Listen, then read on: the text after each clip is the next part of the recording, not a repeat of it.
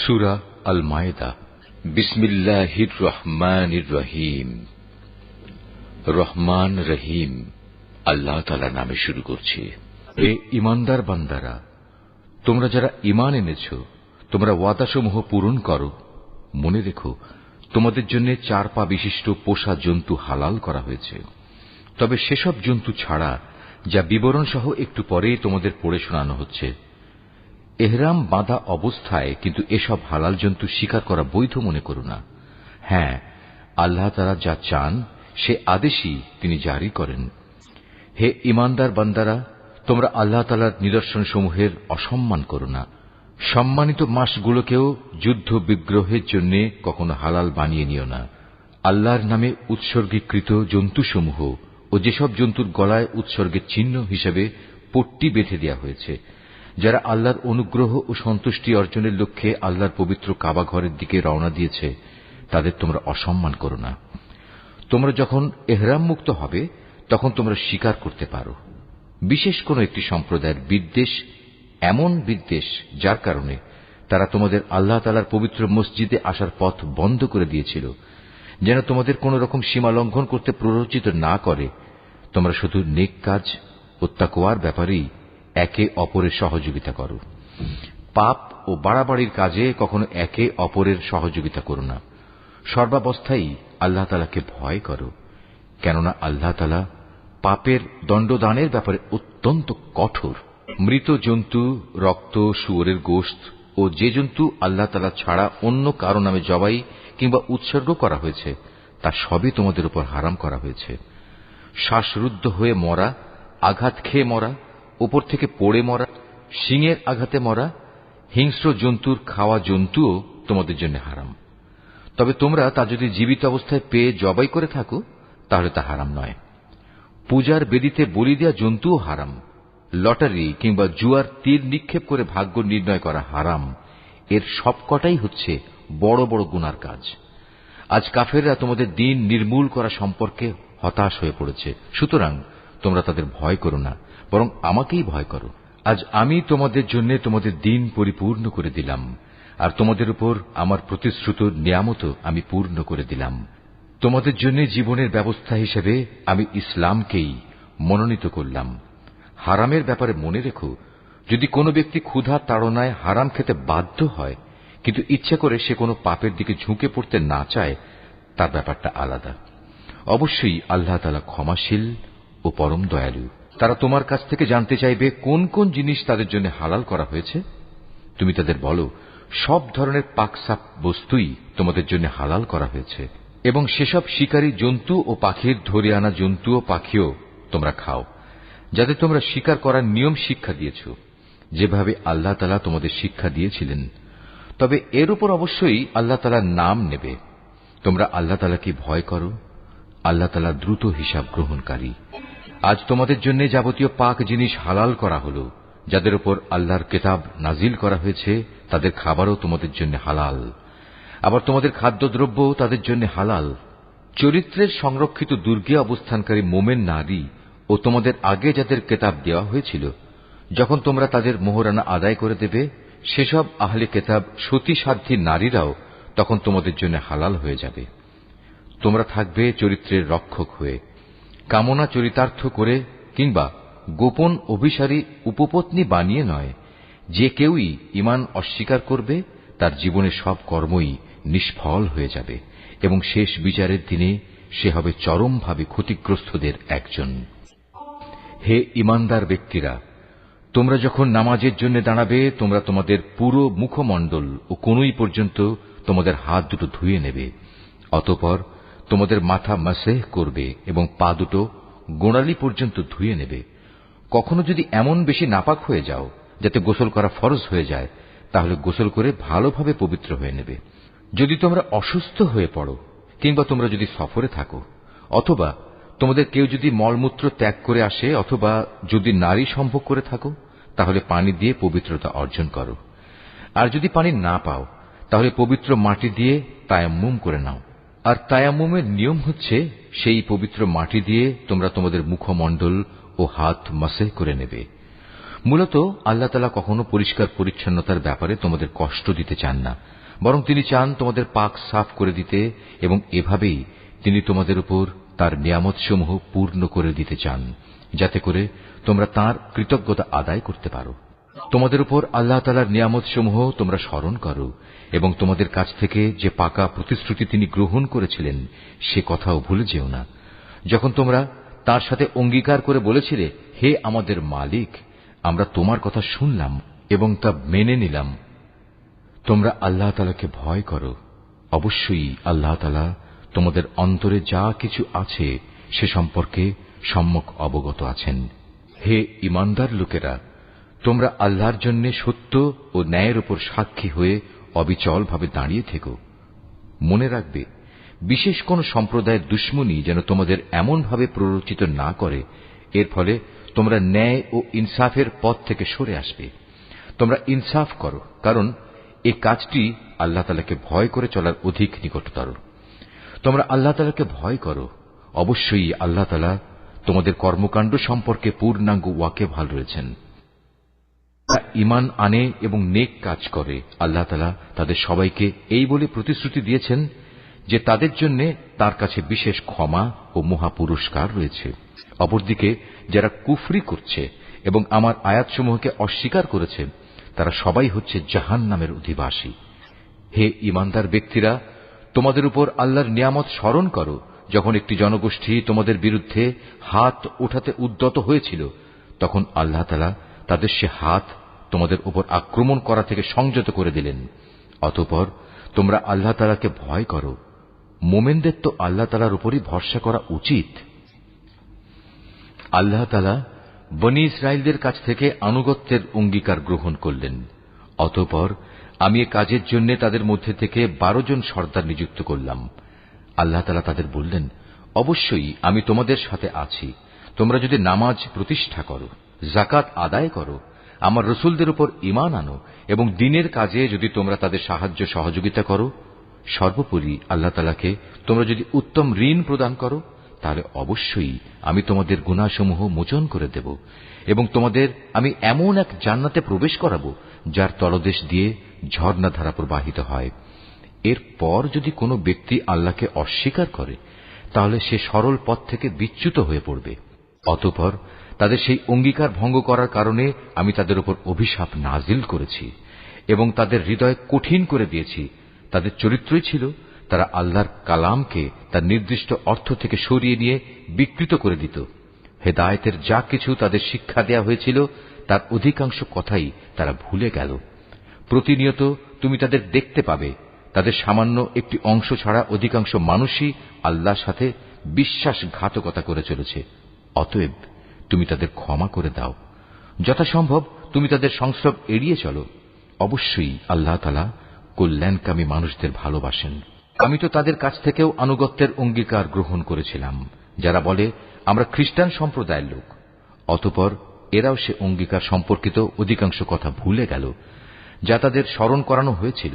সুতরাং আমিও তাদের পরস্পরের মধ্যে কিয়ামত পর্যন্ত এক স্থায়ী শত্রুতা ও বিদ্বেষের বীজ বপন করে দিলাম। অচিরেই আল্লাহ তাআলা তাদের বলে দেবেন দুনিয়ার জীবনে তারা যা কিছু উদ্ভাবন করত। হে আহলে কিতাবরা, তোমাদের কাছে আমার পক্ষ থেকে রসুল এসেছে। আগের কিতাবে যা কিছু তোমরা এতদিন গোপন করে রেখেছিলে তার বহু কিছুই সে তোমাদের বলে দিচ্ছে, আবার অনেক কিছু সে এড়িয়েও যাচ্ছে। তোমাদের কাছে এখন তো আল্লাহর পক্ষ থেকে আলোকবর্তিকা এবং সুস্পষ্ট কিতাবও এসে হাজির হয়েছে। যে আল্লাহর সন্তুষ্টি লাভ করতে চায় এই কিতাব দ্বারা আল্লাহ তাআলা তার শান্তি ও নিরাপত্তার পথ বাতলে দেন। অতঃপর তিনি তাঁর অনুমতিক্রমে তাদের জাহেলিয়াতের অন্ধকার থেকে ঈমানের আলোতে বের করে আনেন, আর এভাবেই তাদের তিনি সঠিক পথে পরিচালিত করেন। নিশ্চয়ই তারা কুফরি করেছে যারা বলেছে মারিয়ামের পুত্র মসীহ আল্লাহ। হে মুহাম্মদ, তুমি তাদের বলো, আল্লাহ তাআলা যদি মারিয়াম পুত্র মসীহ, তার মা ও গোটা বিশ্ব চরাচরে যা কিছু আছে সবকিছু ধ্বংস করে দিতে চান, এমন কে আছে যে আল্লাহ তাআলার কাছ থেকে এদের রক্ষা করতে পারে? এই আকাশমালা, ভূমণ্ডল ও এর মধ্যবর্তী স্থানে যা কিছু আছে তার সার্বভৌমত্ব এককভাবে আল্লাহ তাআলার জন্যই নির্দিষ্ট। তিনি যা ইচ্ছা তাই সৃষ্টি করেন। আল্লাহ তাআলা সকল বিষয়ের উপর একক ক্ষমতাবান। ইহুদি ও খ্রিস্টানরা বলে, আমরা আল্লাহর সন্তান এবং তার প্রিয় পাত্র। তুমি তাদের বলো, তাহলে তিনি কেন তোমাদের গুনাহের জন্য তোমাদের দণ্ড প্রদান করবেন? মূলত তোমরা সবাই হচ্ছ আল্লাহর সৃষ্টি করা কতিপয় মানুষ। আল্লাহ তাআলা তার বান্দাদের যাকে ইচ্ছা ক্ষমা করে দেন, আবার যাকে ইচ্ছা তিনি শাস্তি প্রদান করেন। আসমান সমূহ ও জমিনের মধ্যবর্তী সব কিছুর একক মালিকানা আল্লাহ তাআলার জন্যই নির্দিষ্ট। সব কিছুকে তাঁর দিকেই ফিরে যেতে হবে। হে আহলে কিতাবরা, রসুলদের আগমন ধারার উপরেই আমার পক্ষ থেকে তোমাদের কাছে একজন রসুল এসেছে। সে তোমাদের জন্য আমার কথাগুলো সুস্পষ্টভাবে বর্ণনা করছে, যাতে করে তোমরা বিচারের কাঠগড়ায় দাঁড়িয়ে একথা বলতে না পারো যে, কই আমাদের কাছে জান্নাতের সুসংবাদ বহনকারী ও জাহান্নামের সতর্ককারী হিসেবে কেউ তো আগমন করেনি। আজ সত্যি সত্যি তোমাদের কাছে সুসংবাদবাহী ও সতর্ককারী একজন রসুল এসে গেছে। বস্তুত আল্লাহ তাআলা সর্ববিষয়ে শক্তিমান। স্মরণ করো যখন মূসা তার জাতিকে বলেছিল, হে আমার সম্প্রদায়ের লোকেরা, আল্লাহ তাআলা তোমাদের উপর যে নিয়ামত নাজিল করেছেন তা তোমরা স্মরণ করো। যখন তিনি তোমাদের মাঝে বহু নবী পয়দা করেছেন, তিনি তোমাদের এ জমিনের শাসনকর্তা বানিয়েছেন। এছাড়াও তিনি তোমাদের এমন সব নিয়ামত দান করেছেন যা এ বিশ্ব জগতে এর আগে তিনি আর কাউকে দান করেননি। হে আমার জাতি, আল্লাহ তাআলা তোমাদের জন্য যে পবিত্র ভূখণ্ড লিখে রেখেছেন, তোমরা তাতে প্রবেশ করো এবং এ অগ্রাভিযানে কখনো পশ্চাদাপসরণ করো না। তারপরেও তোমরা যদি ফিরে আসো তাহলে ভীষণ ক্ষতিগ্রস্ত হবে। তারা বলল, হে মূসা, আমরা কিভাবে সেই জনপদে প্রবেশ করব? সেখানে তো এক দুর্দণ্ড প্রতাপশালী সম্প্রদায় রয়েছে। তারা সেখান থেকে বেরিয়ে না এলে আমরা কিছুতেই সেখানে প্রবেশ করব না। তারা সেখান থেকে বেরিয়ে এলে আমরা অবশ্যই প্রবেশ করব। যারা আল্লাহ তাআলাকে ভয় করছিল তাদের এমন দুজন লোক, যাদের উপর আল্লাহ তাআলা অনুগ্রহ করেছিলেন, এগিয়ে এসে বলল, তোমরা সদর দরজা দিয়েই তাদের জনপদে প্রবেশ করো, আর একবার সেখানে প্রবেশ করলেই তোমরা বিজয়ী হবে। তোমরা যদি সত্যিকার অর্থে মুমিন হও তাহলে আল্লাহর উপরই ভরসা করো। তারা আরো বলল, হে মূসা, সেই শক্তিশালী লোকেরা যতক্ষণ পর্যন্ত সেখানে থাকবে ততক্ষণ আমরা কোনো অবস্থায় সেখানে প্রবেশ করব না। তুমি বরং যাও, তুমিও তোমার মালিক উভয় মিলে যুদ্ধ করো, আমরা এখানে বসে রইলাম। তাদের কথা শুনে মূসা বলল, হে আমার মালিক, তুমি তো জানো আমার নিজের এবং আমার ভাই ছাড়া আর কারো ওপর আমার আধিপত্য চলে না। অতএব আমাদের মাঝে ও এই নাফরমান লোকদের মাঝে তুমি মীমাংসা করে দাও। আল্লাহ তাআলা বললেন, হ্যাঁ, তাই হবে। আগামী 40 বছর পর্যন্ত সে জনপদ তাদের জন্য নিষিদ্ধ করে দেয়া হল। এ সময়ে তারা উদ্ভ্রান্ত হয়ে পৃথিবীতে এদিক সেদিক ঘুরে বেড়াবে। সুতরাং তুমি এই নাফরমান লোকদের উপর কখনো দুঃখ করো না। হে মুহাম্মদ, তুমি এদের কাছে আদমের 2 পুত্রের গল্পটি যথাযথভাবে শুনিয়ে দাও। গল্পটি ছিল, যখন তারা দুজনই আল্লাহর নামে কোরবানি পেশ করল, তখন তাদের মধ্যে একজনের কাছ থেকে কোরবানি কবুল করা হল, আরেকজনের কাছ থেকে তা কবুল করা হল না। যার কোরবানি কবুল করা হয়নি সে বলল, আমি অবশ্যই তোমাকে হত্যা করব। যার কোরবানি কবুল করা হল সে বলল, আল্লাহ তাআলা তো শুধু পরহেজগার লোকদের কাছ থেকে কোরবানি কবুল করেন। হিংসার বশবর্তী হয়ে তুমি যদি আজ আমাকে হত্যা করার জন্য আমার দিকে তোমার হাত বাড়াও, তাহলে আমি কিন্তু তোমাকে হত্যা করার জন্য তোমার প্রতি আমার হাত বাড়িয়ে দেব না। কেননা আমি সৃষ্টিকুলের মালিককে ভয় করি। আমি বরং চাইব তুমি আমার গুনাহ ও তোমার গুনাহের বোঝা একাই তোমার মাথার উপর উঠিয়ে নাও এবং এভাবেই তুমি জাহান্নামের অধিবাসী হয়ে পড়ো। মূলত এ হচ্ছে জালেমদের যথার্থ কর্মফল। শেষ পর্যন্ত তার কুপ্রবৃত্তি তাকে নিজ ভাইয়ের হত্যার কাজে উস্কানি দিল। অতঃপর সে তাকে খুন করেই ফেলল এবং এ কাজের ফলে সে ক্ষতিগ্রস্তদের অন্তর্ভুক্ত হয়ে গেল। অতঃপর আল্লাহ তাআলা সেখানে একটি কাক পাঠালেন। কাকটি হত্যাকারীর সামনে এসে মাটি খুঁড়তে লাগল। উদ্দেশ্য তাকে দেখানো কিভাবে সে তার ভাইয়ের লাশ লুকিয়ে রাখবে। এটা দেখে সে নিজে নিজে বলতে লাগল, হায়, আমি তো এই কাকটির চাইতেও অক্ষম হয়ে পড়েছি। আমি তো আমার ভাইয়ের লাশটাও গোপন করতে পারলাম না। অতঃপর সে সত্যি সত্যি নিজের কৃতকর্মের জন্য অনুতপ্ত হল। পরবর্তীকালে এ ঘটনার কারণেই আমি বনী ইসরায়েলদের জন্য এই বিধান জারি করলাম যে কোনো মানুষকে হত্যা করার কিংবা পৃথিবীতে ধ্বংসাত্মক কাজ করার শাস্তি বিধান ছাড়া অন্য কোনো কারণে কেউ যদি কাউকে হত্যা করে, সে যেন গোটা মানব জাতিকেই হত্যা করল। আবার এমনিভাবে যদি কেউ একজনের প্রাণ রক্ষা করে, তবে সে যেন গোটা মানব জাতিকেই বাঁচিয়ে দিল। এদের কাছে আমার রসুলরা সুস্পষ্ট নিদর্শন নিয়ে এসেছিল, তারপরেও এদের অধিকাংশ লোক এ জমিনের বুকে সীমা লঙ্ঘনকারী হিসেবেই থেকে গেল। আল্লাহ তাআলা ও তার রসুলের বিরুদ্ধে যুদ্ধ করে এবং আল্লাহর জমিনে বিপর্যয় সৃষ্টির অপচেষ্টা করে, তাদের জন্য নির্দিষ্ট শাস্তি হচ্ছে এই যে তাদের হত্যা করা হবে কিংবা তাদের শূলবিদ্ধ করা হবে, অথবা বিপরীত দিক থেকে তাদের হাত পা কেটে ফেলা হবে কিংবা দেশ থেকে তাদের নির্বাসিত করা হবে। এই অপমানজনক শাস্তি তাদের দুনিয়ার জীবনের জন্য। তাছাড়া পরকালে তাদের জন্য ভয়াবহ আযাব তো রয়েছেই। তবে এটা তাদের জন্য নয় যাদের উপর তোমাদের আধিপত্য স্থাপিত হবার আগেই তারা তওবা করেছে। তোমরা জেনে রেখো, আল্লাহ তাআলা একান্ত ক্ষমাশীল ও পরম করুণাময়। হে মানুষ, তোমরা যারা ঈমান এনেছ, আল্লাহ তাআলাকে ভয় করো এবং তার দিকে ধাবিত হওয়ার জন্য উপায় খুঁজতে থাকো। তার বিশেষ একটা উপায় হচ্ছে তোমরা আল্লাহর পথে জিহাদ করো, সম্ভবত তোমরা সফলকাম হতে পারবে। আর যারা ঈমান আনতে অস্বীকার করেছে, কিয়ামতের দিন পৃথিবীর সমুদয় ধন দৌলতও যদি তাদের করায়ত্ত থাকে, তার সাথে আরও যদি সমপরিমাণ সম্পদ তাদের কাছে থাকে, এ সম্পদ মুক্তিপণ হিসেবে দিয়েও যদি সে কিয়ামতের দিন জাহান্নামের আযাব থেকে মুক্তি পেতে চায়, তাও সম্ভব হবে না। তার কাছ থেকে এর কিছুই সেদিন গ্রহণ করা হবে না। তাদের জন্য সেদিন কঠোর আযাব নির্ধারিত থাকবে। তারা সেদিন দোজখের আযাব থেকে বেরিয়ে আসতে চাইবে, কিন্তু কোনো অবস্থায় তারা সেখান থেকে বেরিয়ে আসতে পারবে না। তাদের জন্য স্থায়ী আযাব নির্দিষ্ট হয়ে আছে। পুরুষ ও নারী এদের যে কেউই চুরি করবে, তাদের হাত দুটো কেটে ফেলো। এটা তাদেরই কর্মফল এবং আল্লাহর পক্ষ থেকে নির্ধারিত দণ্ড। আল্লাহ তাআলা মহা শক্তিশালী ও প্রবল প্রজ্ঞাময়।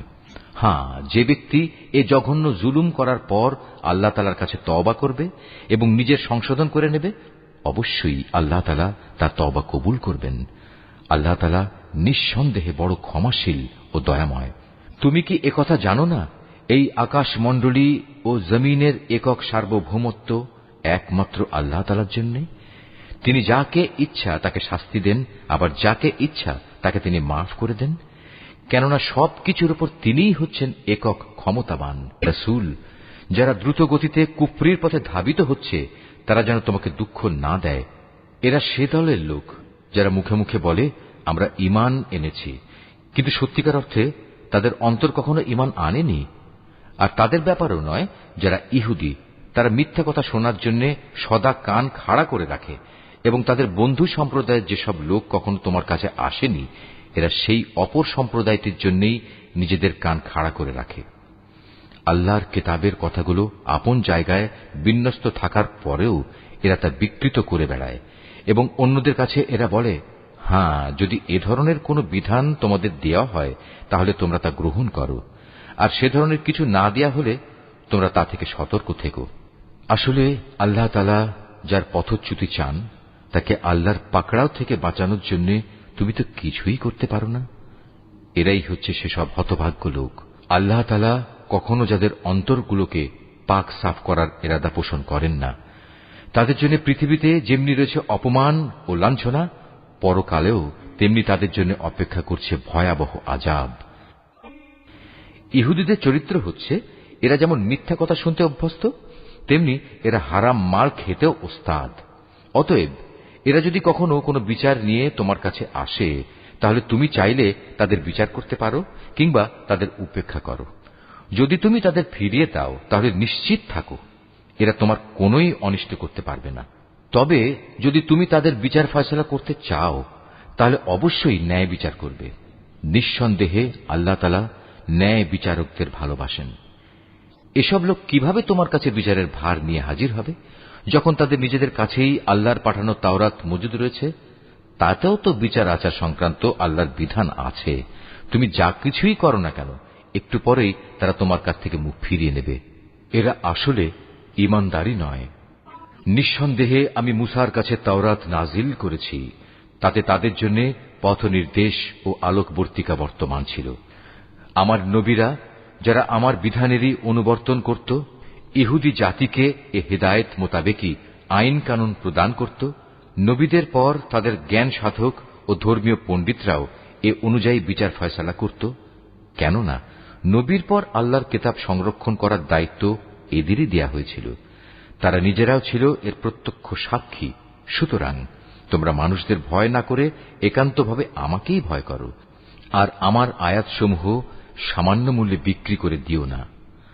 যারা আল্লাহর নাজিল করা আইন অনুযায়ী বিচার ফয়সালা করে না, তারাই হচ্ছে কাফের।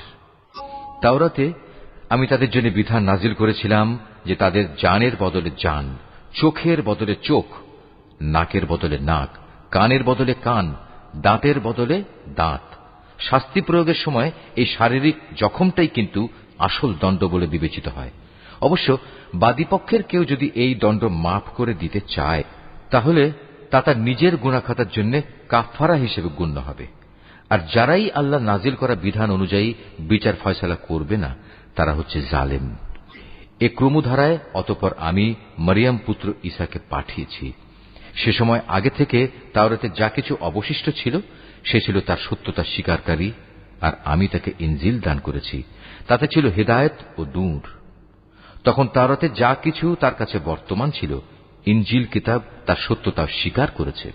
তদুপরি তাতে আল্লাহভীরু লোকদের জন্য পথ নির্দেশ ও উপদেশ মজুদ ছিল।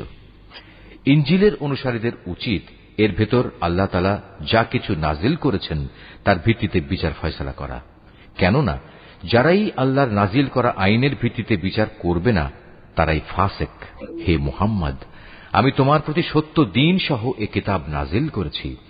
আগের কিতাবসমূহের যা কিছু অবিকৃত অবস্থায় তার সামনে মজুদ রয়েছে, এ কিতাব তার সত্যতা স্বীকার করে। শুধু তাই নয়, এ কিতাব সেসব বিধানের হেফাজতকারীও বটে। সুতরাং আল্লাহ তাআলা যেসব বিধি বিধান নাজিল করেছেন তার ভিত্তিতেই তুমি বিচার ফয়সালা করো। আর এ বিচারের সময় তোমার নিজের কাছে যা সত্য দিন এসেছে তার থেকে সরে গিয়ে তাদের খেয়াল খুশির অনুসরণ করো না। আমি তোমাদের প্রতিটি সম্প্রদায়ের জন্য শরীয়ত ও কর্মপন্থা নির্ধারণ করে দিয়েছি। আল্লাহ তাআলা চাইলে তোমাদের সবাইকে একই উম্মত বানিয়ে দিতে পারতেন, বরং তিনি তোমাদের যা দিয়েছেন তার ভিত্তিতে তোমাদের যাচাই বাছাই করে নিতে চেয়েছেন। অতএব ভালো কাজে তোমরা সবাই প্রতিযোগিতা করো, কেননা আল্লাহ তাআলার দিকেই হবে তোমাদের সকলের প্রত্যাবর্তন স্থল। এখানে তোমরা যেসব বিষয় নিয়ে মতভেদ করতে, অতঃপর তিনি অবশ্যই তা তোমাদের স্পষ্ট করে বলে দেবেন। অতএব হে মুহাম্মদ, তোমার উপর আল্লাহ তাআলা যে আইন কানুন নাজিল করেছেন, তুমি তারই ভিত্তিতে এদের মাঝে বিচার ফয়সালা করো, এবং কখনো তাদের খেয়াল খুশির অনুসরণ করো না, এবং তাদের ষড়যন্ত্র থেকে সতর্ক থেকো। যা কিছু আল্লাহ তাআলা তোমার উপর নাজিল করেছেন তার কোন কোন বিষয়ে যেন তারা কখনো তোমাকে ফিতনায় না ফেলতে পারে। অতঃপর তোমার ফয়সালায় যদি এরা মুখ ফিরিয়ে নেয়, তাহলে জেনে রেখো আল্লাহ তাআলা তাদের নিজেদেরই কোনো গুনাহের জন্য তাদের কোন রকম মুসিবতে ফেলতে চান। কেননা মানুষের মাঝে অধিকাংশই হচ্ছে অবাধ্য। তবে কি তারা পুনরায় জাহেলিয়াতের বিচার ব্যবস্থা তালাশ করছে? অথচ যারা আল্লাহতে বিশ্বাস করে তাদের কাছে আল্লাহ তাআলার চাইতে উত্তম বিচারক আর কে হতে পারে? হে ঈমানদার লোকেরা, তোমরা কখনো ইহুদি খ্রিস্টানদের নিজেদের বন্ধু হিসেবে গ্রহণ করো না, কেননা এরা নিজেরা সব সময়ই একে অপরের বন্ধু। তোমাদের মধ্যে কেউ যদি কখনো এদের কাউকে বন্ধু বানিয়ে নেয়, তাহলে সে তাদেরই দলভুক্ত হয়ে যাবে। আর আল্লাহ তাআলা কখনো জালেম সম্প্রদায়কে হেদায়েত দান করেন না। অতঃপর যাদের অন্তরে মুনাফিকির ব্যাধি রয়েছে, তাদের তুমি দেখবে তারা বিশেষ তৎপরতার সাথে এই বলে তাদের সাথে মিলিত হচ্ছে যে আমাদের আশঙ্কা হচ্ছে কোনো বিপর্যয় এসে আমাদের উপর আপতিত হবে। পরে হয়তো আল্লাহ তাআলা তোমাদের কাছে বিজয় নিয়ে আসবেন, কিংবা তার কাছ থেকে অন্য কিছু অনুগ্রহ তিনি দান করবেন। তখন তা দেখে এ লোকেরা নিজেদের মনের ভেতর যে কপটতা লুকিয়ে রেখেছিল তার জন্য ভীষণ অনুতপ্ত হবে। তখন ঈমানদার লোকেরা বলবে, এরাই কি ছিল সেসব মানুষ যারা আল্লাহ তাআলার নামে বড় বড় শপথ করত যে তারা অবশ্যই তোমাদের সঙ্গে আছে? এই আচরণের ফলে তাদের কার্যকলাপই বিনষ্ট হয়ে গেল। ফলে তারা ভীষণভাবে ক্ষতিগ্রস্ত হয়ে পড়ল। হে মানুষ, তোমরা যারা আল্লাহর উপর ঈমান এনেছ, তোমাদের মধ্যে কোন লোক যদি নিজের দিন ইসলাম থেকে মোরতাদ হয়ে ফিরে আসে তাতে আল্লাহ তাআলার কোনো ক্ষতি নেই। তবে আল্লাহ তাআলা অচিরেই এমন এক সম্প্রদায়ের উত্থান ঘটাবেন যাদের তিনি ভালোবাসবেন, তারাও তাকে ভালোবাসবে। তারা হবে মুমিনদের প্রতি কোমল ও কাফেরদের প্রতি কঠোর। তারা আল্লাহর পথে সংগ্রাম করবে, কোন নিন্দুকের নিন্দার পরোয়া তারা করবে না। মূলত এ হচ্ছে আল্লাহর একটি অনুগ্রহ, যাকে চান তাকেই তিনি তা দান করেন। আল্লাহ তাআলা প্রাচুর্যময় ও প্রজ্ঞার আধার। তোমাদের একমাত্র পৃষ্ঠপোষক হচ্ছেন আল্লাহ তাআলা, তার রাসূল এবং সেসব ঈমানদার লোকেরা যারা নামাজ প্রতিষ্ঠা করে, যাকাত আদায় করে, সর্বোপরি আল্লাহ তাআলার সামনে যারা সদা অবনমিত থাকে। আর যে ব্যক্তি আল্লাহ তাআলা, তার রাসূল ও ঈমানদারদের নিজের বন্ধুরূপে গ্রহণ করবে, তারা যেন জেনে রাখে কেবলমাত্র আল্লাহ তাআলার দলটিই বিজয়ী হবে। হে ঈমানদার লোকেরা, তোমাদের আগে যাদের আল্লাহ তাআলার কিতাব দেওয়া হয়েছিল তাদের মধ্যে যারা তোমাদের দিনকে বিদ্রূপ ও খেল তামাশার বস্তুতে পরিণত করে রেখেছে, তাদের এবং কাফেরদের কখনো তোমরা নিজেদের বন্ধু বানিও না। যদি তোমরা সত্যিকার অর্থে মোমেন হয়ে থাকো তাহলে একমাত্র আল্লাহ তাআলাকেই বন্ধু বানাও এবং তাঁকেই ভয় করো। যখন তোমরা মানুষদের নামাজের জন্য ডাকো তখন এই ডাককে এরা হাসি তামাশা ও খেলার বস্তু বানিয়ে দেয়। এরা হচ্ছে এমন এক সম্প্রদায় যারা হক বাতিলের কিছুই বোঝে না। হে রাসূল, তুমি এদের বলো, তোমরা যে আমাদের কাছ থেকে প্রতিশোধ নিচ্ছ তার কারণ এই যে আমরা আল্লাহর উপর ঈমান এনেছি এবং আমাদের উপর আগে ও বর্তমানে যা কিছু নাজিল করা হয়েছে তার উপর বিশ্বাস স্থাপন করেছি। আসলে তোমাদের অধিকাংশ মানুষই হচ্ছে গুনাহগার। হে রাসূল, তুমি বলো, আমি কি তোমাদের বলে দেব আল্লাহর কাছ থেকে সবচাইতে নিকৃষ্ট পুরস্কার কে পাবে? সে লোক হচ্ছে যার উপর আল্লাহ তাআলা অভিশাপ দিয়েছেন, যার উপর আল্লাহর ক্রোধ রয়েছে এবং যাদের কিছু লোককে তিনি বানর, কিছু লোককে শুয়োরে পরিণত করে দিয়েছেন, যারা মিথ্যা মাবুদের আনুগত্য স্বীকার করেছে। এরাই হচ্ছে সেসব লোক পরকালে যাদের অবস্থান হবে অত্যন্ত নিকৃষ্ট এবং দুনিয়াতেও এরা সরল পথ থেকে বহু দূরে বিচ্যুত হয়ে পড়েছে। তারা যখন তোমার সামনে আসে তখন বলে, আমরা ঈমান এনেছি। আসলে তারা তোমার কাছে কুফরি নিয়েই প্রবেশ করছিল এবং তা নিয়েই তোমার কাছ থেকে তারা বেরিয়ে গেছে। তারা মনের ভেতর যা কিছু লুকিয়ে রাখছিল আল্লাহ সে ব্যাপারে পূর্ণ ওয়াকেফাল রয়েছেন। এদের অনেককেই তুমি দেখতে পাবে গুনাহ করা, আল্লাহর সাথে বিদ্রোহ ও হারাম মাল ভোগ করার কাজে এরা একে অপরের সাথে প্রতিযোগিতা করে চলেছে। এরা যা কিছু করে মূলত তা বড়ই নিকৃষ্ট কাজ। কত ভালো হতো এদের ধর্মীয় নেতা ও পণ্ডিত ব্যক্তিরা যদি এদের এসব পাপের কথা ও হারাম মাল ভোগ করা থেকে বিরত রাখত, কারণ এরা যা কিছু সংগ্রহ করছে তা বড়ই জঘন্য। ইহুদিরা বলে আল্লাহর দানের হাত পা বাঁধা পড়ে গেছে। আসলে তাদের নিজেদের হাতই বাঁধা পড়ে গেছে। আর তারা যা কিছু বলেছে সে কারণে তাদের উপর আল্লাহ তাআলার অভিশাপ নাজিল করা হয়েছে। আল্লাহর তো দুনিয়া আখিরাতের উভয় হাতই মুক্ত। যেভাবে তিনি চান সেভাবেই তিনি দান করেন। প্রকৃত ঘটনা হচ্ছে তোমার মালিকের পক্ষ থেকে যা কিছু তোমার উপর নাজিল করা হয়েছে তা তাদের অনেকেরই সীমা লঙ্ঘন ও কুফরি বাড়িয়ে দিয়েছে। এই আচরণের ফলে আমি তাদের মাঝে কিয়ামত পর্যন্ত একটা শত্রুতা ও পরস্পর বিদ্বেষ সঞ্চার করে দিয়েছি। যখনই তারা যুদ্ধের আগুন জ্বালিয়ে দিতে চেয়েছে আল্লাহ তাআলা তখনই তা নিভিয়ে দিয়েছেন। তারা বারবার এ জমিনে বিপর্যয় সৃষ্টির প্রয়াস পেয়েছে। আসলে আল্লাহ তাআলা বিপর্যয় সৃষ্টিকারীদের মোটেই ভালোবাসেন না। যদি আহলে কিতাবরা ঈমান আনত এবং আল্লাহকে ভয় করত তবে অবশ্যই আমি তাদের গুনাহ খাতা মুছে দিতাম এবং তাদের আমি নিয়ামতে পরিপূর্ণ জান্নাতে প্রবেশ করাতাম। যদি তারা তাওরাত ও ইনজিল তথা তার বিধান প্রতিষ্ঠা করত আর যা তাদের উপর তাদের মালিকের কাছ থেকে নাজিল করা হয়েছে তার উপর প্রতিষ্ঠিত থাকত, তাহলে তারা রিজিক পেত তাদের মাথার উপরের আসমান থেকে ও তাদের পায়ের নিচের জমিন থেকে। তাদের মধ্যে অবশ্য একদল ন্যায় ও মধ্যপন্থী লোক রয়েছে, তবে তাদের অধিকাংশই হচ্ছে এমন যাদের কর্মফল খুবই নিকৃষ্ট। হে রাসূল, যা কিছু তোমার উপর নাজিল করা হয়েছে তা তুমি অন্যের কাছে পৌঁছে দাও। যদি তুমি তা না করো তাহলে তুমি তো মানুষদের কাছে তার বার্তা পৌঁছে দিলে না। আল্লাহ তাআলা তোমাকে মানুষের অনিষ্ট থেকে বাঁচিয়ে রাখবেন। নিশ্চয়ই আল্লাহ তাআলা কখনো কোনো অবাধ্য জাতিকে পথ প্রদর্শন করেন না। তুমি তাদের বলো, হে আহলে কিতাবরা, যতক্ষণ পর্যন্ত তোমরা তাওরাত, ইনজিল ও তোমাদের প্রতি তোমাদের মালিকের পক্ষ থেকে যা নাজিল করা হয়েছে তা প্রতিষ্ঠিত না করবে, ততক্ষণ পর্যন্ত মনে করতে হবে তোমরা কোনো কিছুর উপরই প্রতিষ্ঠিত নেই। তোমার মালিকের কাছ থেকে যা কিছু তোমার প্রতি নাজিল করা হয়েছে তা তাদের অনেকেরই সীমা লঙ্ঘন ও কুফরি বাড়িয়ে দেবে। সুতরাং তুমি এই কাফের সম্প্রদায়ের জন্য মোটেই আফসোস করো না। নিশ্চয়ই ইহুদি, সাবেই, খ্রিস্টান যে কেউই এক আল্লাহ তাআলা ও শেষ বিচার দিনের উপর ঈমান আনবে এবং সৎকর্ম করবে, তাদের কোনো ভয় নেই।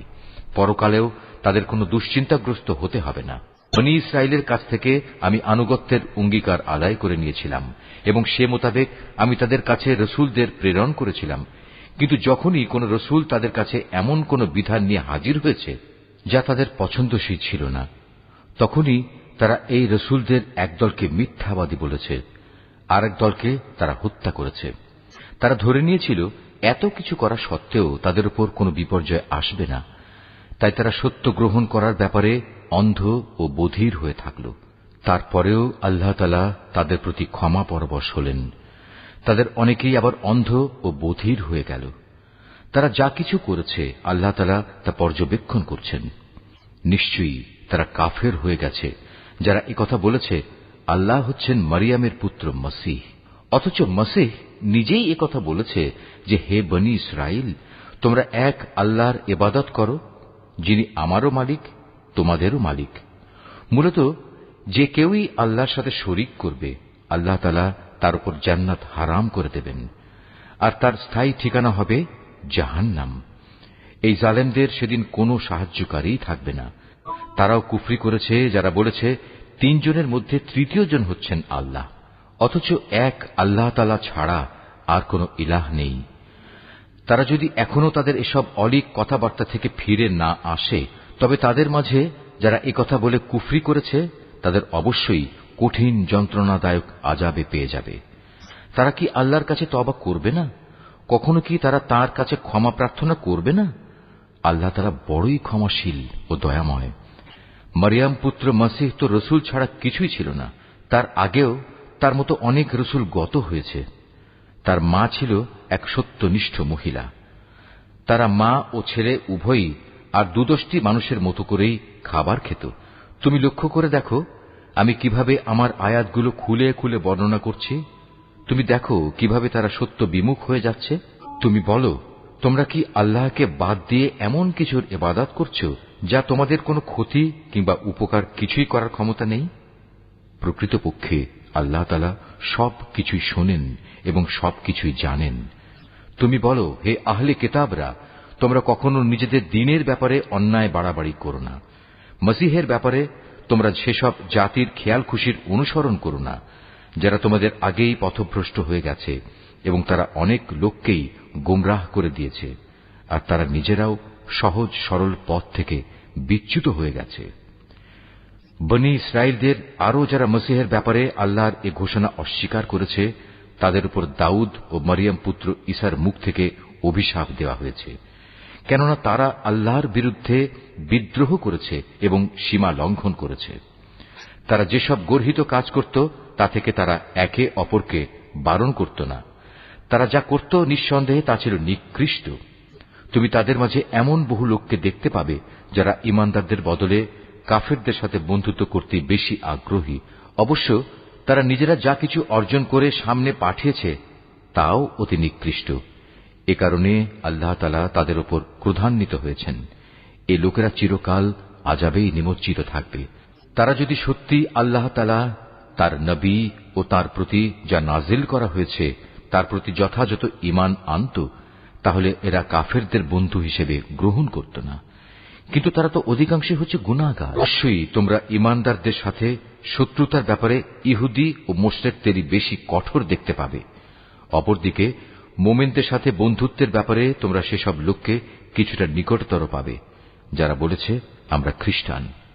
এটা এই কারণে যে তখনও তাদের মধ্যে ধর্মীয় পণ্ডিত ব্যক্তি ও সংসার বিরাগী ফকির দরবেশরা মজুদ ছিল, আর এ ব্যক্তিরা সাধারণত অহংকার করে না। রসুলের উপর যা কিছু নাজিল করা হয়েছে তা যখন এরা শোনে তখন সত্য চেনার কারণে তুমি এদের অনেকের চোখকেই দেখতে পাবে অশ্রু সজল। নিবেদিত হয়ে তারা বলে ওঠে, হে আমাদের মালিক, আমরা ঈমান এনেছি, তুমি আমাদের নাম সত্যের সাক্ষ্যদাতাদের দলে লিখে নাও। বিশেষ করে আমরা যখন এই প্রত্যাশা করি যে আমাদের মালিক আমাদের সৎ কর্মশীলদের দলভুক্ত করে দেবেন, তখন আল্লাহ তাআলা ও তার কাছ থেকে আমাদের কাছে যা কিছু সত্য এসেছে তার উপর আমরা ঈমান আনব না কেন? অতঃপর তাদের উক্তির কারণে আল্লাহ তাআলা সন্তুষ্ট হয়ে পরকালে তাদের এমন এক জান্নাত দান করবেন যার তলদেশ দিয়ে অমিয় ঝর্ণাধারা প্রবহমান থাকবে, সেখানে তারা হবে চিরস্থায়ী। আর এটা হচ্ছে নেককার লোকদের যথার্থ পুরস্কার। অপরদিকে যারা কুফরি করেছে এবং আমার আয়াতগুলো অস্বীকার করেছে, তাকে মিথ্যা প্রতিপন্ন করেছে, তারা সবাই হবে জাহান্নামের অধিবাসী। হে ঈমানদার ব্যক্তিরা, আল্লাহ তাআলা তোমাদের জন্য যে পবিত্র জিনিসগুলো হালাল করে দিয়েছেন, তোমরা সেগুলো নিজেদের জন্য হারাম করে নিও না, আর কখনো হারামের সীমা লঙ্ঘন করো না। অবশ্যই আল্লাহ তাআলা সীমা লঙ্ঘনকারীদের অপছন্দ করেন। আল্লাহ তাআলা তোমাদের যে হালাল ও পবিত্র রিজিক দান করেছেন, তোমরা তা খাও এবং এ ব্যাপারে সে আল্লাহ তাআলার সীমারেখাকে ভয় করো যার উপর তোমরা ঈমান এনেছ। আল্লাহ তাআলা তোমাদের অর্থহীন শপথের জন্য তোমাদের পাকড়াও করবেন না, কিন্তু যে শপথ তোমরা জেনে বুঝে করো তার ব্যাপারে আল্লাহ তাআলা অবশ্যই তোমাদের পাকড়াও করবেন। এবং তার কাফফারা হচ্ছে 10 জন গরিব মিসকিনকে মধ্যম মানের খাবার খাওয়ানো, যা তোমরা সচরাচর নিজেদের পরিবার পরিজনদের খাইয়ে থাকো, কিংবা 10 জন মিসকিনকে পোশাক দান করা, অথবা একজন ক্রীতদাস মুক্ত করে দেয়া। যে ব্যক্তি এর কোনোটাই পাবে না তার জন্য কাফফারা হচ্ছে 3 দিন রোজা রাখা। শপথ ভাঙলে তোমাদের শপথ ভাঙার এ হচ্ছে কাফফারা। অতএব তোমরা তোমাদের শপথসমূহ রক্ষা করো। আল্লাহ তাআলা এভাবেই তাঁর আয়াতসমূহ তোমাদের কাছে বিশদভাবে বর্ণনা করেন, যাতে করে তোমরা কৃতজ্ঞতা জ্ঞাপন করতে পারো। হে মানুষ, তোমরা যারা ঈমান এনেছ, তোমরা জেনে রেখো, মদ, জুয়া, পূজার বেদী ও ভাগ্য নির্ণায়ক স্বর হচ্ছে ঘৃণিত শয়তানের কাজ। অতএব তোমরা তা সম্পূর্ণরূপে বর্জন করো। শয়তান এই মদ ও জুয়ার দ্বারা তোমাদের মাঝে শত্রুতা ও বিদ্বেষ সৃষ্টি করে দিতে চায়, এবং এভাবে এ চক্করে ফেলে সে তোমাদের আল্লাহ তাআলা স্মরণ ও নামাজ থেকে দূরে সরিয়ে রাখবে। তোমরা কি এ কাজ থেকে ফিরে আসবে না? তোমরা সর্ববিষয়ে আল্লাহর আনুগত্য করো তাঁর রাসূলের। মদ ও জুয়ার ব্যাপারে সতর্ক থেকো। আর তোমরা যদি রাসূলের নির্দেশনা থেকে মুখ ফিরিয়ে নাও, তাহলে জেনে রাখো, আমার রাসূলের দায়িত্ব হচ্ছে সুস্পষ্টভাবে আমার কথাগুলো পৌঁছে দেয়া। যারা ঈমান এনেছে এবং নেক কাজ করেছে, এ নিষেধাজ্ঞা জারির আগে তারা যা কিছু খেয়েছে তার জন্য তাদের উপর কোনই গুনাহ নেই। হ্যাঁ, ভবিষ্যতে যদি তারা সাবধান থাকে, আল্লাহর উপর ঈমান আনে এবং নেক আমল করে, অতঃপর আল্লাহ তাআলার নিষেধ থেকে তারা সতর্ক থাকে, একইভাবে যতক্ষণ পর্যন্ত তারা ঈমান আনবে ও নেক আমল করবে, সর্বদা আল্লাহকে ভয় করবে ও সততার নীতি অবলম্বন করতে থাকবে, আল্লাহ তাআলা অবশ্যই তাদের ক্ষমা করে দেবেন, কেননা আল্লাহ তাআলা সৎ কর্মশীল মানুষদের ভালোবাসেন। হে ঈমানদার লোকেরা, ইহরাম বাঁধা অবস্থায় আল্লাহ তাআলা অবশ্যই এমন কিছু শিকারের বস্তু দিয়ে তোমাদের পরীক্ষা নেবেন, যেগুলো তোমরা সহজেই নিজেদের হাত ও বর্শা দ্বারা ধরতে পারো। এর উদ্দেশ্য হচ্ছে যেন আল্লাহ তাআলা একথা ভালো করে জেনে নিতে পারেন যে কে তাকে না দেখে ভয় করে। সুতরাং এর পরেও যদি কেউ সীমা লঙ্ঘন করে, তার জন্য যন্ত্রণাদায়ক আযাব রয়েছে। এই ঈমানদার ব্যক্তিরা, ইহরাম বাঁধা অবস্থায় কখনো শিকার হত্যা করো না। যদি তোমাদের কেউ এ অবস্থায় জেনে বুঝে কোন শিকারী জন্তু হত্যা করে, তার জন্য এর বিনিময় হচ্ছে সে যে জন্তু হত্যা করেছে তার সমান পর্যায়ে একটি গৃহপালিত জন্তু কোরবানি হিসেবে কাবায় পৌঁছে দেবে, যার ফয়সালা করবে তোমাদের দুজন ন্যায়বান বিচারক ব্যক্তি। কিংবা তার জন্য কাফফারা হবে কয়েকজন গরিব মিসকিনকে খাওয়ানো অথবা সমপরিমাণ রোজা রাখা, যাতে করে সে আপন কৃতকর্মের স্বাদ গ্রহণ করতে সক্ষম হয়।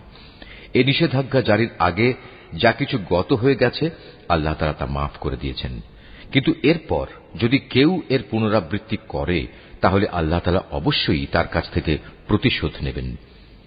আর আল্লাহ তাআলা পরাক্রমশালী ও প্রতিশোধ গ্রহণে প্রবল শক্তিমান। তোমাদের জন্য সমুদ্রের শিকার হালাল করা হয়েছে এবং তার খাবার হচ্ছে তোমাদের জন্য ও সমুদ্রের পর্যটকদের জন্য উৎকৃষ্ট সম্পদ।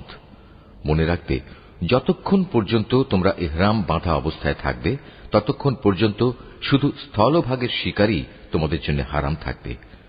তোমরা ভয় করো আল্লাহ তাআলাকে, যার সমীপে তোমাদের সবাইকে জড়ো করা হবে। আল্লাহ তাআলা খানায়ে কাবাকে সম্মানিত করেছেন মানব জাতির জন্য ভিত্তি হিসেবে। তিনি একে প্রতিষ্ঠা করেছেন। একইভাবে তিনি সম্মানিত করেছেন হজের পবিত্র মাসগুলোকে, কোরবানির জন্তুগুলোকে এবং এ উদ্দেশ্যে বিশেষ পট্টি বাঁধা জন্তুগুলোকে। এসব বিধান এজন্যই দেয়া হয়েছে যাতে করে তোমরা একথা জেনে নিতে পারো যে আকাশমালা ও পৃথিবীর যেখানে যা কিছু আছে আল্লাহ তাআলা তা সবই জানেন, আর নিশ্চয়ই আল্লাহ তাআলা সব বিষয়ে সর্বজ্ঞ। তোমরা জেনে রাখো, আল্লাহ তাআলা শাস্তি দানের ব্যাপারে যেমনি কঠোর, তেমনি পুরস্কারের বেলায় আল্লাহ তাআলা অত্যন্ত ক্ষমাশীল ও পরম দয়ালু। রসুলের দায়িত্ব হেদায়েতের বাণী পৌঁছে দেওয়া ছাড়া আর কিছুই নয়। আর তোমরা যা কিছু প্রকাশ করো, যা কিছু গোপন রাখো, আল্লাহ তাআলা তা সবই জানেন। হে রসুল, তুমি বলো, পাক এবং নাপাক জিনিস কখনো সমান হতে পারে না। নাপাক জিনিসের প্রাচুর্য যতই তোমাকে চমৎকৃত করুক না কেন। অতএব হে জ্ঞানবান মানুষেরা, তোমরা আল্লাহকে ভয় করো। আশা করা যায় তোমরা সফলকাম হতে পারবে। হে ঈমানদার লোকেরা, আল্লাহর নবীর কাছে এমন সব বিষয় নিয়ে প্রশ্ন করো না যার জবাব প্রকাশ করা হলে তাতে তোমাদেরই কষ্ট হবে। অবশ্য কোরআন নাজিল হবার মুহূর্তে যদি তোমরা সে প্রশ্ন করো তাহলে তা তোমাদের কাছে প্রকাশ করা হবে। এ বিধান জারির আগে যা কিছু হয়ে গেছে তা আল্লাহ তাআলা তোমাদের মাফ করে দিয়েছেন, কেননা আল্লাহ তাআলা পরম ক্ষমাশীল ও ধৈর্যশীল। তোমাদের আগেও কিছু সম্প্রদায় তাদের নবীকে এ ধরনের প্রশ্ন করত, কিন্তু এর পরক্ষণেই তারা তা অমান্য করতে শুরু করল। দেবতার উদ্দেশ্যে প্রেরিত কান ছেঁচড়া বহিরা, দেবতার নামে উৎসর্গীকৃত সায়েবা, দেবতার উদ্দেশ্যে ছেড়ে দেয়া নর ও মাদি বাচ্চা প্রসবকারী ওয়াসিলা ও দেবতার উদ্দেশ্যে ছেড়ে দেয়া 10 বাচ্চা প্রসবকারিণী উশরি হাম, এর কোনটাই কিন্তু আল্লাহ তাআলা নির্দিষ্ট করে দেননি, বরং কাফেররাই এসব কুসংস্কার দিয়ে আল্লাহর উপর মিথ্যা আরোপ করে। আর এদের অধিকাংশ লোক তো সত্য মিথ্যার তফাৎটুকু উপলব্ধি করে না। তখন এদের বলা হয়, আল্লাহ তাআলা যা কিছু নাজিল করেছেন তোমরা সেদিকে এসো, এসো তাঁর রসুলের দিকে। তখন তারা বলে, আমরা আমাদের বাপ দাদাদের যে বিধানের উপর পেয়েছি তাই আমাদের জন্য যথেষ্ট। যদিও তাদের বাপ দাদারা সত্য মিথ্যা সম্পর্কে কিছুই জানত না এবং তারা হেদায়েত প্রাপ্তও ছিল না। হে ঈমানদার লোকেরা, তোমাদের নিজেদের দায়িত্ব তোমাদের নিজেদের ওপর। অন্য কোন ব্যক্তি যদি গোমরাহ হয়ে গিয়ে থাকে তাহলে সে পথভ্রষ্ট ব্যক্তি তোমাদের কোনো ক্ষতি সাধন করতে পারবে না, যতক্ষণ পর্যন্ত তোমরা নিজেরা সঠিক পথের উপর চলতে থাকবে। তোমাদের সবাইকে আল্লাহর দিকেই ফিরে যেতে হবে। অতঃপর আল্লাহ তাআলা তোমাদের সেদিন বলে দেবেন তোমরা কে কি করেছিলে। হে ঈমানদার ব্যক্তিরা, তোমাদের কারো যখন মৃত্যুর সময় এসে উপনীত হয়, ওসিয়ত করার এই মুহূর্তে তোমরা তোমাদের মধ্যে থেকে 2 ন্যায়পরায়ণ মানুষকে সাক্ষী বানিয়ে রাখবে। আর যদি তোমরা প্রবাসে থাকো এবং এ সময় যদি তোমাদের উপর মৃত্যুর বিপদ এসে পড়ে, তখন বাইরের লোকদের মধ্যে থেকে 2 ব্যক্তিকে সাক্ষী বানিয়ে নেবে। পরে যদি এ ব্যাপারে তোমাদের কোনো সন্দেহ দেখা দেয় তাহলে সাক্ষী 2জনকে নামাজের পর আটকে রাখবে। অতঃপর তারা আল্লাহর নামে কসম করে বলবে, আমরা কোনো স্বার্থের খাতিরে এ সাক্ষ্য বিক্রি করব না। এর কোনো পক্ষ আমাদের ঘনিষ্ঠ আত্মীয় হলেও নয়। আমরা আল্লাহর জন্য এ সাক্ষ্য গোপন করব না। আমরা যদি তেমন কিছু করি তাহলে আমরা গুনাহগারদের দলে শামিল হয়ে যাব। যদি একথা প্রকাশ পায় এ বাইরের 2 সাক্ষী অপরাধে লিপ্ত ছিল, তাহলে আগে যাদের স্বার্থহানি ঘটেছিল তাদের মধ্যে থেকে 2 সাক্ষী তাদের স্থলাভিষিক্ত হবে। তারা এসে আল্লাহর নামে শপথ করে বলবে, আমাদের সাক্ষ্য অবশ্যই তাদের সাক্ষ্য অপেক্ষা বেশি সত্যভিত্তিক হবে। আমরা সাক্ষ্যের ব্যাপারে সীমা লঙ্ঘন করিনি। আমরা যদি তেমনটি করি তাহলে আমরা জালেমদের দলভুক্ত হয়ে পড়ব। এ পদ্ধতিতে মানুষদের ঠিকমতো সাক্ষ্য দানের অধিকতর সম্ভাবনা আছে, অথবা তারা অন্ততপক্ষে এ ভয় করবে যে তাদের কসম করার পর আবার অন্য কোন কসম দ্বারা তা বাতিল করে দেয়া হবে। তোমরা আল্লাহ তাআলাকে ভয় করো এবং রসুলের কথা শোনো। আল্লাহ তাআলা কখনো পাপী লোকদের সৎপথে পরিচালিত করেন না। যেদিন আল্লাহ তাআলা সকল রসুলকে একত্রিত করে জিজ্ঞাসা করবেন, তোমাদের দাওয়াতের প্রতি মানুষদের পক্ষ থেকে কিভাবে সাড়া দেওয়া হয়েছিল?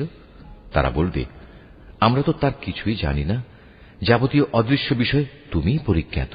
স্মরণ করো যখন আল্লাহ তাআলা বলবেন, হে মারিয়াম পুত্র ঈসা, আমার সেই নিয়ামতের কথা স্মরণ করো যা আমি তোমাকে ও তোমার মাকে দান করেছিলাম, যখন আমি পবিত্র আত্মা দিয়ে তোমাকে সাহায্য করেছিলাম। তুমি মানুষের সাথে যেমনি দোলনায় থাকতে কথা বলতে, তেমনি বলতে পরিণত বয়সেও। আমি যখন তোমাকে কিতাব, জ্ঞান বিজ্ঞান, তাওরাত ও ইনজিল দান করেছিলাম, তখন তুমি আমারই হুকুমে কাঁচা মাটি দিয়ে পাখি সদৃশ্য আকৃতি বানাতে, অতঃপর তাতে ফুঁ দিতে, আর আমার আদেশক্রমেই তা পাখি হয়ে যেত। আমারই হুকুমে তুমি জন্মান্ধ ও কুষ্ঠ রোগীকে নিরাময় করে দিতে। আমারই আদেশে তুমি মৃতদেহ থেকে জীবন বের করে আনতে। পরে যখন তুমি তাদের কাছে নবুয়তের এসব নিদর্শন নিয়ে পৌঁছলে, তখন তাদের মধ্যে যারা তোমাকে অস্বীকার করেছিল তারা বলল, এই নিদর্শনগুলো জাদু ছাড়া আর কিছুই নয়।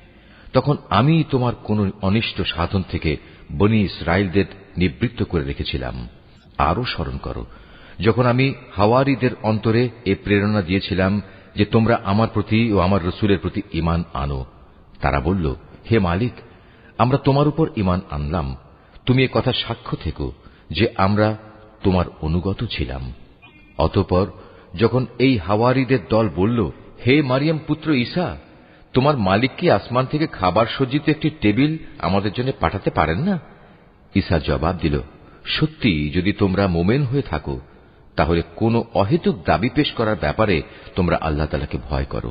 বলল, আমরা শুধু এটুকুই চাই যে আল্লাহর পাঠানো সেই টেবিল থেকে কিছু খাবার খেতে, এতে আমাদের মন পরিতৃপ্ত হয়ে যাবে।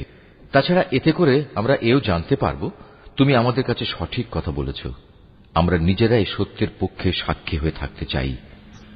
মারিয়াম পুত্র ঈসা আল্লাহর দরবারে বলল, হে আল্লাহ, হে আমাদের মালিক, তুমি আমাদের জন্য আসমান থেকে খাবার সজ্জিত একটি টেবিল পাঠাও। এ হবে আমাদের জন্য, আমাদের পূর্ববর্তী ও আমাদের পরবর্তীদের জন্য তোমার কাছ থেকে পাঠানো একটি আনন্দ উৎসব। সর্বোপরি এটা হবে তোমার কুদরতের নিদর্শন। তুমি আমাদের রিজিক দাও, কেননা তুমি হচ্ছ উত্তম রিজিক দাতা। আল্লাহ তাআলা বললেন, হ্যাঁ, আমি তোমাদের কাছে তা অচিরেই পাঠাচ্ছি। তবে এর পরেও যদি তোমাদের কেউ আমার ক্ষমতা অস্বীকার করে, তাহলে তাকে আমি এমন কঠিন শাস্তি দেব যা আমি সৃষ্টিকুলের কাউকেই আর দেব না। যখন আল্লাহ তাআলা বলবেন, হে মারিয়াম পুত্র ঈসা, তুমি কি কখনো তোমার লোকদের একথা বলেছিলে যে তোমরা আল্লাহকে বাদ দিয়ে আমাকে ও আমার মাকে ইলাহ বানিয়ে নাও? এ কথার উত্তরে সে বলবে, হে আল্লাহ, সমগ্র পবিত্রতা তোমার জন্যে। এমন কোন কথা আমার পক্ষে শোভা পেত না যে কথা বলার আমার কোনো অধিকারই ছিল না। যদি আমি তাদের এমন কোনো কথা বলতামই, তাহলে তুমি তো অবশ্যই তা জানতে। নিশ্চয়ই তুমি তা জানো আমার মনে যা কিছু আছে, কিন্তু আমি তো জানি না তোমার মনে কি আছে। যাবতীয় গোপন বিষয় অবশ্যই তুমি সম্যক জ্ঞাত আছো। তুমি আমাকে যা কিছু বলতে হুকুম করেছ, আমি তো তাদের তাছাড়া অন্য কিছুই বলিনি। আর সে কথা ছিল, তোমরা শুধু আল্লাহ তাআলার ইবাদত করো, যিনি আমার মালিক, তোমাদেরও মালিক।